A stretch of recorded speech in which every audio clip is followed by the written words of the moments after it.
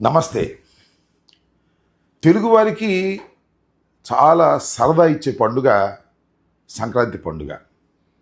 సంక్రాంతి పండుగలో చక్కని ముగ్గులు, గొబ్బెమ్మలు, హరిదాసులు, గంగిరెద్దులు, కోడి పందాలు, ఇలా ఇతరితర చాలా విషయాలు మనం చూస్తాం. దేశంలో ఎక్కడున్నా మన గ్రామం వదిలిపెట్టి ఏ ఉద్యోగరీత్యానో దేశంలో ఏ ప్రాంతంలో ఉన్న హైదరాబాద్ కానీ, బెంగళూరు కానీ, మద్రాసు కానీ ఎక్కడున్నా సరే సంక్రాంతి పండగ మాత్రం వచ్చేయాల్సిందే. మన బంధువులందరితో కలిసి సంక్రాంతి పండుగ చేసుకోవాల్సిందే. అరిసెలు, గారెలు, బూరెలు, పులిహోర అన్నీ చక్కగా ఆరగించవలసిందే.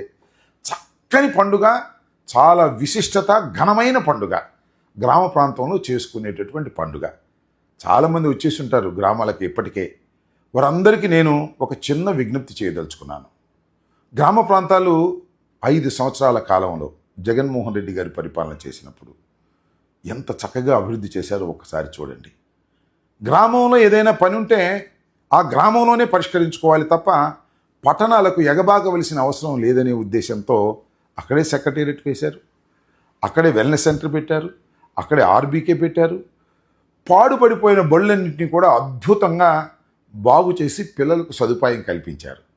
మీరు వీటిని చూస్తారు కదా, చూసినప్పుడు అక్కడికి వెళ్ళి ఒక సెల్ఫీ దిగి మీరు నేను ఇక్కడ చెప్తున్నటువంటి యూఆర్ఎల్లో #YS జగన్ మార్క్ అని మెన్షన్ చేసి దానిలో పోస్ట్ చేయాలని మిమ్మల్ని అందరినీ నేను రిక్వెస్ట్ చేస్తున్నాను. అర్థమైంది కదా? తప్పనిసరిగా పోస్ట్ చేయండి. మీ అందరికీ మరొక్కసారి హృదయపూర్వకమైనటువంటి సంక్రాంతి శుభాకాంక్షలు తెలియపరుస్తున్నాను. ధన్యవాదాలు.